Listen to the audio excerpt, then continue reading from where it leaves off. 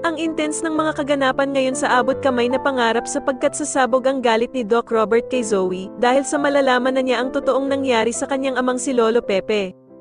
Dito nga ay wala nang takas si Zoe dahil sa magpa-positive ang resulta ng kanyang fingerprint sa naiwang gamit kung sa naaksidente si Don Pepe. Samantala ay maggagalaiti naman itong si Moira sa anak niyang si Zoe dahil nga sa gusto na nitong umamin sa ginawa niya kay Don Pepe dahil sa palaging pagpaparamdam daw nito sa kanya.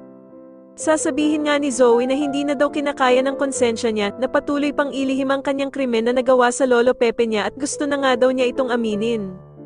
Sasabihin naman ng bruhang si Moira na hindi niya pwedeng aminin ang ginawa niya kay Don Pepe at plano niya nga daw na umalis sila ng bansa at magpakalayo-layo kung magpa-positive ang fingerprint nito sa naiwang gamit sa tulay. Samantala ay madadagdagan naman ang ebidensya na nakita ni Police Gonzaga dahil sa makikita nga nito ang kabiyak ng sapatos ni Zoe.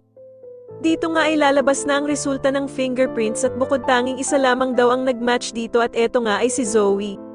Sa kabilang banda naman dahil sa naging resulta ng fingerprints ay maiisipan ni Moira na lumabas ng bansa at magpakalayo-layo kung saan sila hindi makikita ng mga pulis. Samantala ay meron namang makakakita ng kabiyak na sapato ni Zoe kaya naman ay mas lalong madidiin na siya ang may kasalanan sa pagkaaksidente ni Din Pepe. Sa tingin niyo magawan pa din kaya ng paraan ni Moira na makaligtas ang anak niyang si Zoe, matapos mag-positive ang fingerprint nito, mas lalo na nga talagang nagiging exciting ang mga susunod na kaganapan kaya naman ay mas lalo pa nating abangan ang mas lalong gumigandang abot kamay na pangarap. Maraming salamat po sa inyong panonood at sana po ay mas subscribe niyo ako. Maraming salamat po.